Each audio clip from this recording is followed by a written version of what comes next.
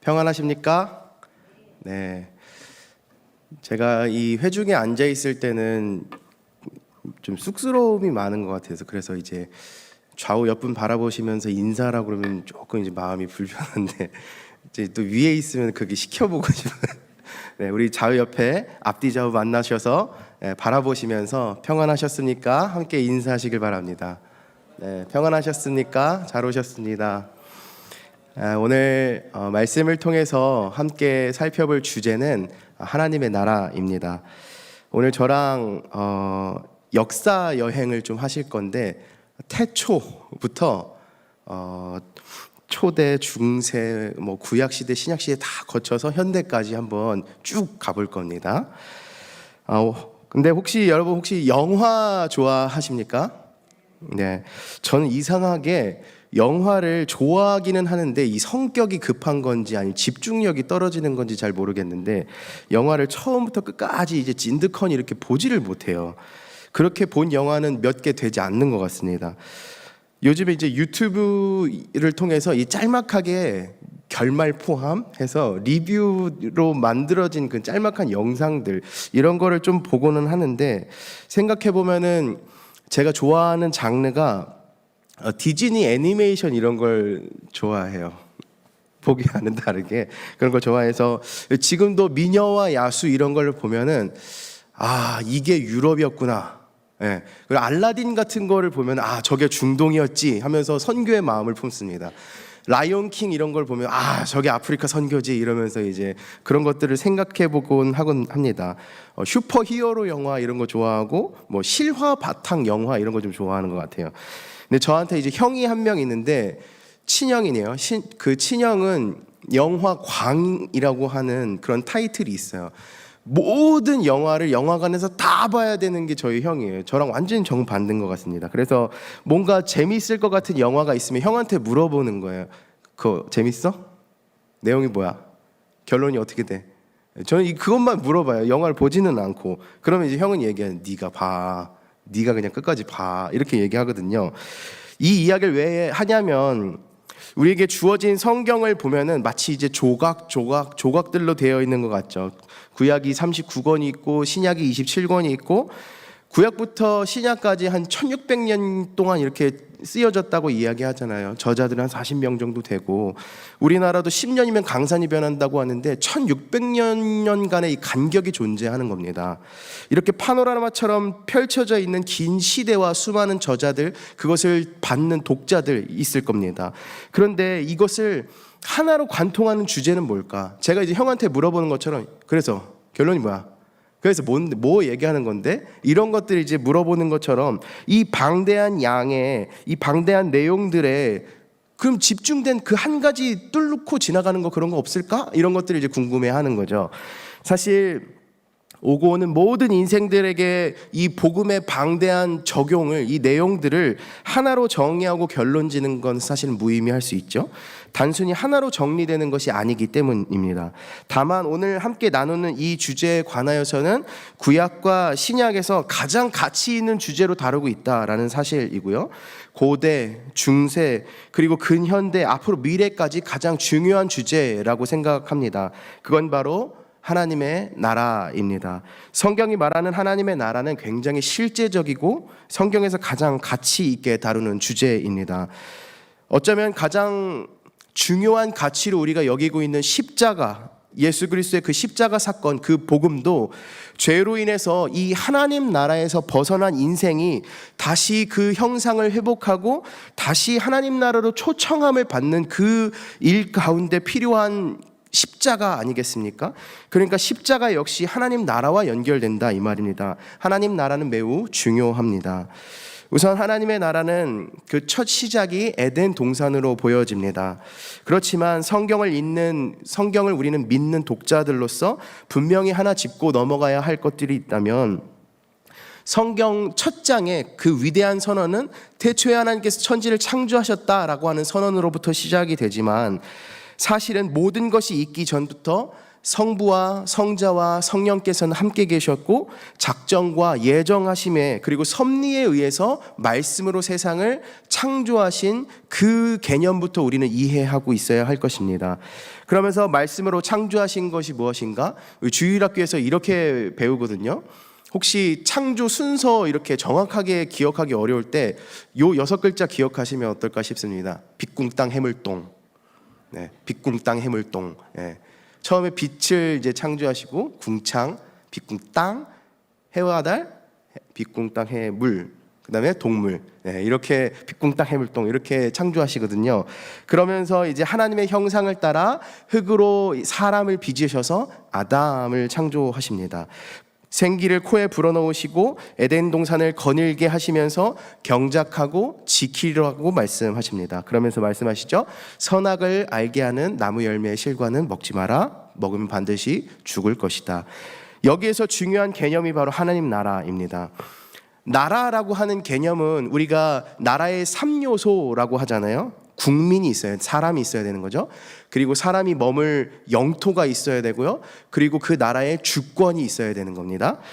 그랬을 때 지금 이 장면에서 이 세 가지가 한꺼번에 나오는 것을 한번 살펴보면은 흙을 이제 사람으로 만드셔서 그 땅 국민으로 삼으신 거죠. 그리고 그 땅을 이제 처음 창조하시면서 그 땅을 거닐고 지킬 수 있도록 하시면서 그 나라의 경영이 어떻게 이루어지는가가 바로 주권인데 하나님께서 말씀하시는 겁니다. 나무 열매의 그 선악을 알게 하는 나무 열매 실과는 먹지 말아라. 그것이 바로 주권이에요. 다시 말해서 하나님의 말씀으로 통치함을 입는 나라가 바로 하나님의 나라인 것입니다. 그래서 모든 것을 창조하시고 그 창조 질서를 세우신 하나님의 주권만이 유효한 나라, 그게 처음 우리에게 보여지는 모습이 에덴이었습니다. 그렇기 때문에 이 모든 걸 무너뜨린 사건, 나라의 근본이 되고 나라의 경영의 이 시작점이 되는 이것을 무너뜨린 사건이 바로 선악과인 겁니다. 죄의 본질이기도 한 건데 바로 하나님이 주인이 되기를, 주권이 하나님께로부터 있다는 것을 거부한 사건입니다.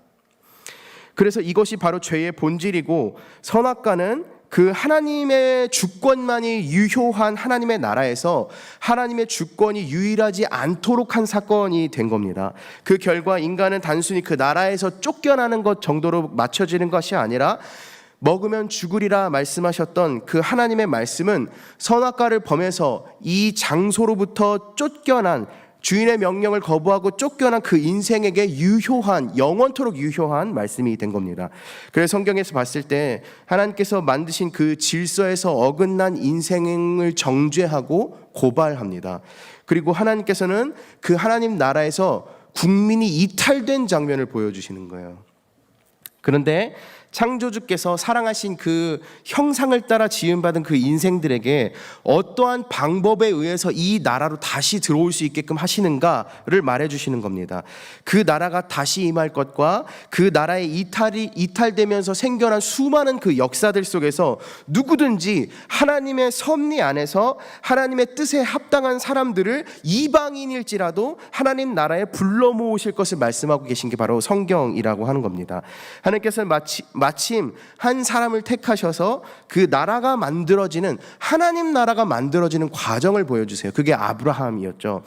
아브라함은 세계사에서 문명의 발원지라고 말하고 있는 메소포타미아라고 하는 메조, 2개, 포타, 강, 미아, 도시라고 해가지고 유프라테스 강과 티그리스 강이 만나는 그 지점, 지금은 이라크 지방이죠. 그 이라크 지방에서 옮깁니다. 하나님께서 내가 너에게 지시할 땅으로 가라 이렇게 말씀하시죠.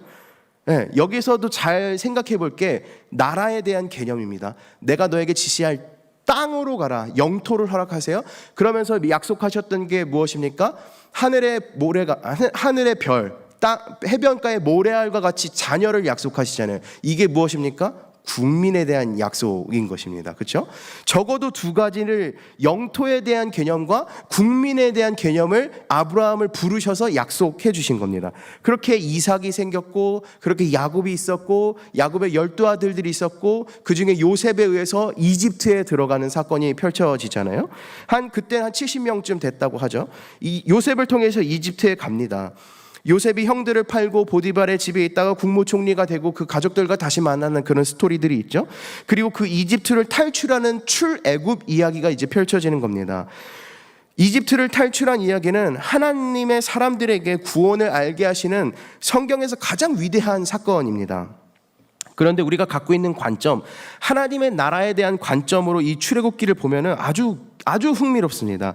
70명 단위의 이 사람들이 이제는 인구 번성이 나라 단위로서 인구 번성이 일어납니다. 그렇죠? 이건 마치 이 팔레스타인 지방에서 이 유목민들이 순식간에 사라져버릴 만한 이 단위가 대제국 이집트가 마치 인큐베이터의 보호함을 받아서 이 자그마한 아이가 거기서 보호함을 받고 성장을 해서 다시 나와서 이 세상에 첫 발을 내딜 수 있는 그 인큐베이터와 같은 역할을 이집트가 해주는 거죠. 그럼 인구 번성이 일어납니다. 그러면서 이들은 마침 하나님께 부르짖게 돼요. 하나님께서 때가 이름에 모세를 보내셔서 그들의 간구함을 듣고 애굽을 탈출시키십니다. 그렇죠? 그러면서 그들이 향한 곳이 어디입니까? 다시 하나님의 약속의 땅, 그 나라로 다시 돌아가는 거예요. 그러면서 그 나라를 돌아가면서 하나님께서 그 사막 한가운데서 무엇을 주십니까? 율법을 주시죠. 이 율법을 주시는 사건이 뭡니까? 이 나라의 운영이 하나님의 말씀으로부터 이루어진다라고 하는 것을 확실하게 그러니까 다시 말해서 주권을 분명하게 하는 사건이 바로 이것입니다. 그러니까 다시 이제 이 여호수아가 리더가 돼서 그 땅을 정복해 나가고 이런 역사들을 봤을 때 그 땅, 영토, 그리고 그 나라의 국민들, 그리고 그 나라의 주권은 오직 하나님께로, 이 하나님 나라가 그 모형이 점점 실현되고 있는 것을 이 구약의 역사들을 통해서 보여주고 있는 겁니다. 그러면서 계속되는 죄악의 역사가 하나님의 주권으로 이 전쟁을 했을 때는 이 여리고 성도 말도 안 되는 방법으로 무너뜨려요. 그런데 아이와 같이 작은 성 아이는 아간의 범죄함으로, 그러니까 다시 말해서 하나님의 주권을 침범하고 주인의 영역에 인간이 차지했을 때는 이 작은 성 아이도 실패하고 사사시대 때도 자신의 원함으로 자기가 보기에 맞는 그 일들로서 일들이 진행했을 때 최악의 시대다라고 평가하는 것이 바로 이러한 개념입니다. 하나님의 주권이 유효한 주님의 백성들과 주님의 영토가 확보된 하나님의 나라라고 하는 것이 바로 구약에 있는 내용들이라는 것입니다. 그러면서 단일 왕조가 세워집니다. 사울, 다윗, 또 그의 아들 솔로몬 왕이 이 나라를 경영해요. 한 나라, 드디어 하나님의 나라가 만들어지는 것과 같았습니다. 근데 이 왕조는 그리 오래가지 못했습니다. 솔로몬의 결혼, 솔로몬의 우상숭배 문제라고 이야기하죠. 그러면서 이것이 죄의 본질적인 성격과 계속해서 맞물려서 가고 있는 겁니다. 하나님의 주권의 자리에 그 나라의 운영 방침에 자꾸 인간이 침범하는가, 하나님이 이 나라를 다스리시고 주관하시고 하나님의 주권이 흥왕하는가, 이것을 계속해서 보여주고 있는 겁니다. 그리고 나라는 둘로 쪼개집니다. 북이스라엘과 남유다로 갈라지죠. 아수르에 의해서 북이스라엘 멸망합니다. 바벨론에 의해서 남유다가 멸망하게 되죠. 그러나 하나님께서 70년의 포로 생활 이후에 회복시키실 것이라 약속하세요. 그렇게 70년이 지나고 이스라엘은 포로에서 귀환합니다. 포로 귀환을 하면서 무너졌었던 것이 있었고 그것을 차례차례 재건하죠. 그러면서 마침 그 포로 귀환 때마다 리더십들이 세워지면서 그 리더들 중심으로 무언가를 재건하죠. 스룹바벨이 1차 포로 귀환을 하면서 성전을 재건합니다. 그들의 정체성을 회복하는 거예요. 제일 먼저 이 황량한 곳에 무엇을 만들어야 하겠는가, 무엇을 회복해야 하겠는가, 그들의 정체성은 성전이었습니다. 그리고 에스라가 2차 귀환 때 오면서 그들의 영적 각성을 일으키면서 또한 3차 귀환 때 느헤미야를 통해서 성벽을 재건하는 겁니다. 무엇이 다시 완성되는 것과 같았습니까? 하나님 나라가 다시 만들어지는 것 같았어요. 그 정체성과 그 정체성 안에서 드려지는 예배들, 그리고 예배를 드리는 사람들의 영적 마음가짐, 그리고 이 성곽을 지어내면서 이들이 했었던 것은 하나님께서 다시 보호해 주시는 주님의 나라, 하나님의 나라가 완성됐다, 이렇게 생각했었던 겁니다. 포로 귀환을 한 동안 많은 방해들을 넘어지고 지치고 의심하고 낙심했습니다. 근데 이들은 이제는 자발적으로 알아들을 수 있는 모든 사람들을 수문 앞 광장에 모이게 합니다. 에스라를 초청해서 율법책을 가져와서 우리에게 읽어주십시오 말씀합니다. 그 율법책이 울려 퍼지니까 사람들이 엉엉 다 울었습니다. 다 울어요. 하나님의 말씀이 흥왕합니다.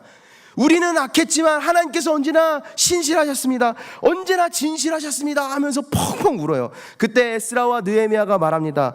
이스라엘에게 외쳐요. 울지 마십시오 여러분. 이 날은 기쁜 날입니다. 여호와를 기뻐하는 것이 여러분들의 힘입니다. 야, 이거 아주 그 기쁨의 은혜를 선포합니다. 같이 울면서 선포했을 거예요. 여호와를 기뻐하십시오. 주님을 기뻐하는 것이 우리들의 힘입니다. 이렇게 선포합니다. 이제 포로로 돌아와서 성전도 재건하고 영성도 회복한 것 같고 성벽도 튼튼하게 지어서 다시 한번 하나님께서 약속하셨던 나라로서의 모습을 갖춰가는 것 같았습니다. 그리고 나서 이 말라기서가 구약의 마지막 이야기잖아요. 말라기 선지자 이야기를 이후로 그 다음 400년 동안 처음으로 하늘에서 문을 닫아버립니다. 처음으로 하늘에서 아무 말씀이 없어요. 400년 동안. 말라기를 보면 하나님을 섬기던 직분이었던 제사장들에 대한 꾸짖음이 나오잖아요. 하나님께 제사를 드릴 때 먹자니 못 먹겠고 버리자니 아까운 짐승도 골라서 드린 거 아니겠습니까? 하나님께서 그것을 뭐라고 말씀하십니까? 그거 너희 총독에게 드려봐라. 받겠냐? 눈에 보이지 않는 하나님을 섬긴다고 하나님 눈에 안 보이니까 아무거나 막 드린다? 그것을 너희 주인에게, 너희 총독에게 가져다 주면 좋아하겠느냐, 이렇게 말씀하십니다. 포로 시대를 겪었어도 영적인 대각성과 대부흥을 한다고 했어도 여전히 이 죄의 본질이 끊어지지 않는 것을 발견하는 겁니다. 그러면서 말라기 이후에 바벨로니아 제국이 이스라엘 그 패권국이 자꾸 바뀌잖아요. 그러면서 바사 제국이라고 하는 페르시아잖아요. 그렇죠? 그러다가 헬라 제국, 그러면서 로마 제국, 이렇게 제국들이 계속해서 바뀝니다. 무슨 이야기입니까? 예루살렘 땅에 포로 귀환을 해서 돌아와서 살기는 했지만 여전히 혼돈 그 자체라는 겁니다. 이런 혼돈 속에서 하나님의 말씀이 400년간 침묵했다라는 거죠. 극도로 어두운 뿐이었었던 이 상황에서 반전이 일어납니다. 반전이. 바벨론, 바사, 그 다음에 헬라. 근데 이 헬라가 이 문화를 통일한다고 보통 우리 세계사에서도 알고 있잖아요. 그래서 우리도 꼬이네 헬라어 이렇게 알고 있잖아요. 그렇죠? 그 언어가 그 지방에 이제 그 중동 근대 지방에 이제 다 언어가 통일되잖아요. 로마. 모든 길은 어디로 통합니까? 로마로 통한다라는 말이 있잖아요. 네. 아직도 돌길이 있다고 하잖아요. 그렇죠? 마침 말라기 저자가 총독도 받지 않는 그 병든 것들을 하나님께 드릴 때 이스라엘에게 경고했었던 분이 성전문을 닫았으면 좋겠다라고 말씀하시면서 이어서 11절에 오늘 본문 마지막 절에서 하고 있었던 얘기가 바로 이것입니다. 만군의 여호와가 이르노라 해 뜨는 곳에서부터 지는 곳까지의 이방 민족 중에서 내 이름이 크게 될 것임이니라. 각처에서 내 이름을 위하여 분향하며 깨끗한 제물을 드리는 이는 내 이름이 이방 민족 중에서 크게 될 것이. 하나님 나라의 경영 원리에 합당한 사람들이 일어날 것이다 라는 이야기죠. 이게 왜 중요한가? 암흑기를 지난 이후에 가장 밝은 빛 예수 그리스도께서 탄생하시는 겁니다. 예수님 이 땅에 오셔서 하나님 나라에 대해서 가르쳐 주시고 아예 하나님 나라를 가지고 오십니다. 안진뱅이가 일어나고요, 눈먼 자가 눈을 뜨게 되고요, 죽은 자가 일어납니다. 높은 산은 낮아지고 골짜기는 메워지면서 이 예수의 권위, 이게 하나님의 권위, 하나님의 통치, 하나님의 주권만이 가장 큰 높임과 영광을 받게 되는 겁니다. 모든 것이 주 앞에서 평등한 것입니다. 주님의 권능 아래 모든 것이 평정되는 겁니다. 그러면서 그리스도의 하나님 나라의 가장 핵심인 국민들을 불러일으키시는 그런 모습들, 죄인이 회개함을 얻고 하나님의 나라에 이 들어오는 모습들을 계속해서 보여주시는 그 역사들이 터져나오는 것을 우린 신약에서 발견할 수 있습니다. 예수께서 십자가에 죽으시고 부활하셔서 죽음이 통치하지 못하는 생명의 나라로 가는 유일한 길을 허락해 주신 거죠. 원래의 모습으로의 회복이에요, 이게 사실. 그렇죠? 하나님이 주인 되시고 그 주인의 통치함만이 일어나는 나라. 이 예수님이 갖고 오신 복음이 헬라어를 통해서 말이 통하니까 쉽게 전파되고 로마가 길을 닦아놓으니까 전 세계 빨리빨리 전파됐다는 그런 내용 아니겠습니까? 이 암흑기 같은 침묵의 시기에 이 절묘한 타이밍에 하나님은 복음의 확장을 준비하고 계셨다라는 사실입니다. 이 영원한 하나님의 나라, 그리고 새하늘과 새 땅, 새 예루살렘이 임하고 주권과 영토가 영원하고 확실한 그 나라에서 주의 부르심을 받고 죄 사함을 받은 주의 순결한 주님의 국민들이, 주님의 백성들이 모아지는 것입니다. 그리고 교회는 그 영광스러운 주님의 복음을 초청하는, 이 세상 살아가는 동안 전달하라는 게 우리에게 그리고 교회에게 주신 창조주의 명령이고 부탁이다라는 사실입니다. 십자가에 죽으시고 부활하신 예수님께서 제자들과 만나시면서 마지막 대화가 바로 이거죠. 기다리라. 하늘에서부터 예비한 것을 기다리라. 성령을 기다리라는 말씀이시죠. 그리고 그 성령께서 임하시면은 너희가 권능을 받고 예루살렘과 온 유대와 사마리아와 땅끝까지 이르러 내 증인이 될 것이다 말씀해 주셨습니다. 그 역사가 어떻게 펼쳐지는가?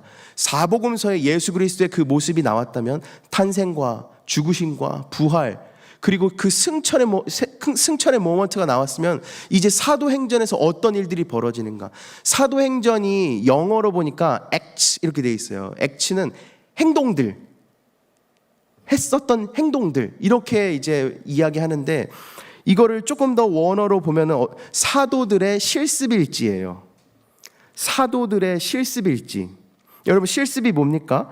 배운 이론을 토대로 실제로 해보고 익히는 일을 실습이라고 해요. 그래서 사회복지학과 학생들이 이제 복지관 같은 데 실습을 나가요. 아예 사회로 나가기 전에 이런 일들을 해보는 거예요. 간호학과 학생들이 실습을 나가요. 그런 겁니다. 그런 것처럼 사도들이 이제는 예수의 명령을 품은 자들이 어떠한 일들을 해나갔는가, 사도들의 행적을 기록한 전이라고 해서 사도행전. 그럼 이 원어적으로 봤을 땐 사도들의 실습일지, 예수의 가르침과 명령, 그 복음의 확장들이 어떻게 일어나는가, 이것을 우리에게 보여줍니다. 어떤 실습을 했는가? 말씀을 전해요. 말씀을 선포합니다. 굉장히 위대한 사건입니다. 이게 기적이 일어나고 이적을 행해요. 근데 그게 중심으로 이 사도행전은 기록되지 않았습니다. 그것을 통해서 무엇을 이루어냈는가? 복음이 선포돼. 그러니까 신적인 어떤 초자연적인 능력이 세상을 변화시키는 수단이 아니다. 그것을 다시 한번 신학적인 또는 사람들의 궁금증들을 해결해 주기 위해서 설교가 다시 또 일어나요. 여러 신학적인 오류들, 특히 성령의 은사에 대해서는 잘못된 오해들, 이런 것들을 설명해 줍니다. 그래서 사도신경에서도 우리가 기독론, 그러니까 예수님에 관련된 내용이 길잖아요. 왜 그럴까? 오해들이 많았거든요. 그런 것들을 자꾸 설명해 주는 역사들을 하게 됩니다. 그래서 보니까 성경이나 역사를 볼 때 좋은 거는 그 당시는 어땠을까 상상해 보는 겁니다. 정치적 이상국가를 실현하길 원했었잖아요. 그 로마가. 그 민주주의의 모습이라고도 이야기하잖아요. 그랬을 때 기독교인들이 보니까 구약시대 때부터 이 사람들은 소외된 자를 굉장히 구제하고 신경 쓰는 일을 합니다. 철학이냐 종교냐 지식이냐 기적이냐 이런 것들을 점점 대립되고 깊은 골로만 쌓여가고 있을 때 기독교는 그것을 밸런스를 유지해요. 잡다한 종교에서 유일신이 돋보이게 하고 열광적인 맹신에서 지적인 변증을 합니다. 건전하고 순전한 종교이자 사회에 이바지하는 모습으로 기독교를 나타내고 있었어요. 주님의 제자들이. 유일하신 창조주가 계시고 만물의 시작과 끝이 있으며 한 사람의 생명이 천하보다 귀하다. 그리스도를 믿음으로 영원한 곳에 참여할 수 있다. 이런 것들을 하면서 하나님 나라를 회복하고 있어요. 사도행전을 보니까 어그러진 하나님의 나라, 오해투성이인 하나님의 나라들을 주님의 제자들이 회복하고 있는 모습들을 발견하게 됩니다. 중세 기독교를 특징 짓는 몇 가지 사건들이 있어요. 이슬람이 시작되는 거, 동방교회와 서방교회가 분리되는 거, 십자군 전쟁, 수도원 제도, 스콜라 철학, 교황들의 부패, 이런 것들. 근데 그것이 어떻게 해석되는가? Age of Darkness라고 이야기해가지고 어둠의 시대라고 이야기합니다. 어둠의 시대. 근데 사람들이 말하길 왜 어둠의 시대인가? 인간의 이성이 어둡다라고 이야기하지만 사실은 우리 기독교적인 관점으로 봤을 때 뭐라고 이야기합니까? 주님의 나라, 하나님의 나라의 온전함에 어그러진 시대. 근데 그것을 그 다음 역사를 하나님께서 어떻게 준비하고 예배하시는가? 종교의 개혁을 일으키실 준비를 하고 계시는 거예요. 종교 개혁의 전야이죠. 이 중세 1000년 동안 어그러진 것을 다시 평탄케 하시는 주님의 역사, 하나님의 주권의 그 오해가 됐고 오염이 된 것들을 다시 씻어서 하나님의 나라를 온전하게 이루어내는 그 일들을 준비하고 계신 겁니다. 그래서 여기까지 온 거예요. 우리가 사는 이 시대를 어떻게 읽을 수 있을까? 마지막입니다. 우리는 대한민국 사람이에요. 그렇죠? 조선이 망하고 일제강점기, 해방, 분단, 가난, 군사 독재, 이런 일들을 겪었습니다. 저는 우리나라와 중동, 이 이슬람과 분리해서 절대로 생각할 수 없다고 생각해요. 우리나라 근현대 역사 속에서. 일단 우리 기독교에서 가장 경계하고 있는 이단이라고 이야기하는 게, 신천지를 이야기할 때 그들의 이 대한민국에 있는 그들의 인구수가 얼마 정도 된 것 같으세요, 여러분? 제가 잘은 모르는데 14만 4천 교리, 그 14만 4천이 차면 뭐가 있고 이런 얘기 하잖아요. 그들의 맥시멈은 14만 4천일 겁니다. 플러스 마이너스 2만, 3만을 이야기할까요? 우리나라에 들어와 있는 이슬람의 무슬림들의 인구수가 얼마 되는지 아세요, 여러분? 그 2배입니다. 37만까지도 봐요. 그러니까 신천지, 우리가 가장 경계하고 있는 이단 신천지라고 이야기하고 있는 거기보다 지금 우리나라 국내에 들어와 있는 무슬림 인구수가 2배예요. 전 세계 70억 인구 중에 우리가 이 노원구에서 만나기 되게 어렵지만 5명 중에 1명이 무슬림입니다. 전 세계 인구 중에 5명 중에 1명이 무슬림이에요. 우린 5명 만나면 그 중에 1명 무슬림이에요. 통계적으로, 숫자적으로. 그리고 현재 시제로 우리나라가 중동에 대한 의존도가 얼마나 높습니까? 석유 미니멈 75% 의존하고 있고, 천연가스. 사실 청년 취업과 이 가계 경제가 이 연결이 안 될 수가 없어요. 이 중동 이슬람 무슬림들과. 그렇죠? 의존도가 굉장히 높습니다. 이걸 관리하는 역할이 미국과 여러 가지 역학 관계들이 있지만, 이 미래 시장에 대한 투자, 지금 이 사우디아라비아가 우리나라를 투자하고 있는, 게임 산업에 투자하고 거기 왜 투자하겠어요? 그렇죠?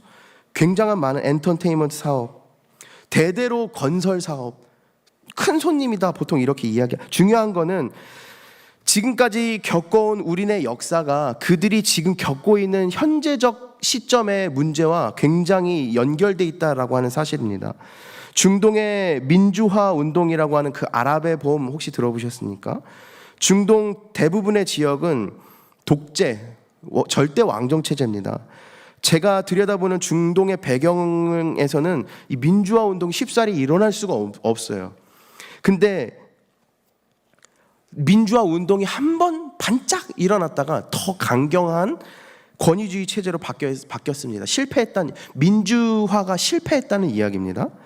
중동 선교의 현재 가장 핵심은 난민 선교입니다. 근데 잘 들어보세요.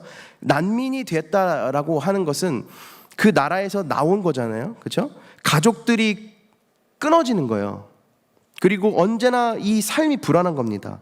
근데 이게 나라가 어려워지고 불안해져서 자의던 타의던 이 땅을 탈출하는 게 사실은 우리나라 대한민국도 아직 선진국 10개의 나라국 안에 들어가는 그 선진국이라고 하겠지만 여전히 우리나라도 갖고 있는 절규이고 절절한 주제가 바로 가족의 헤어짐 문제 아니겠습니까?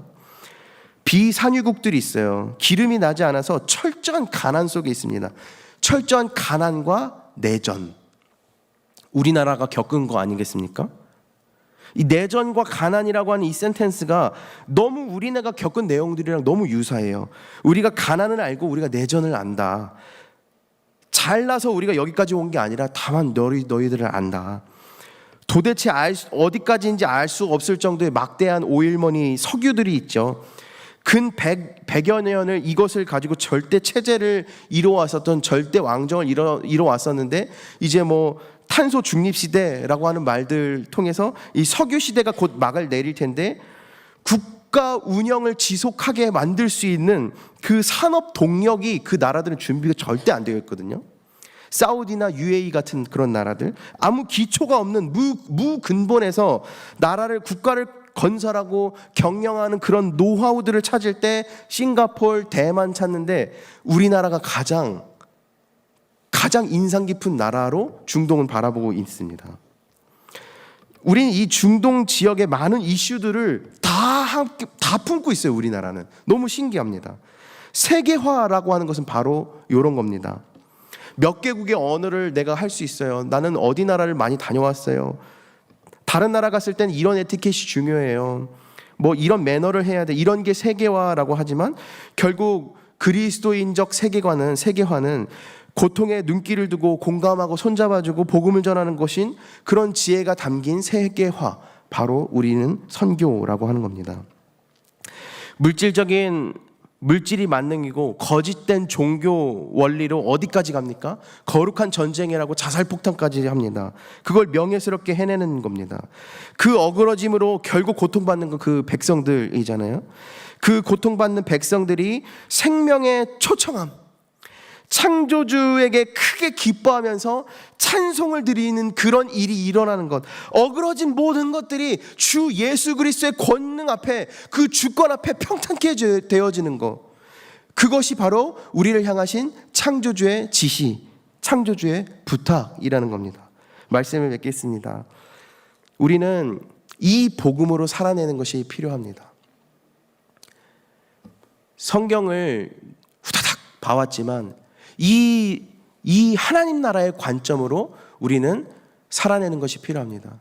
무엇입니까? 복음이라고 하는 것은 본래적으로 본질적으로 하나님의 주권이, 하나님의 뜻이 내 안에서 이루어지는 것입니다.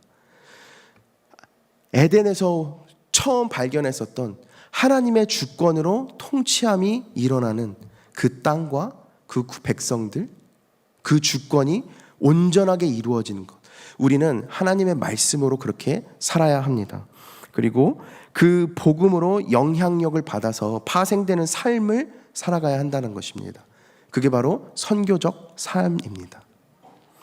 주인을 인정하고 그의 통치와 명령이 나의 삶에 편만하게 이루어지는 삶을 살아내는 우리 모두가 되기를 소망합니다. 함께 기도하시겠습니다.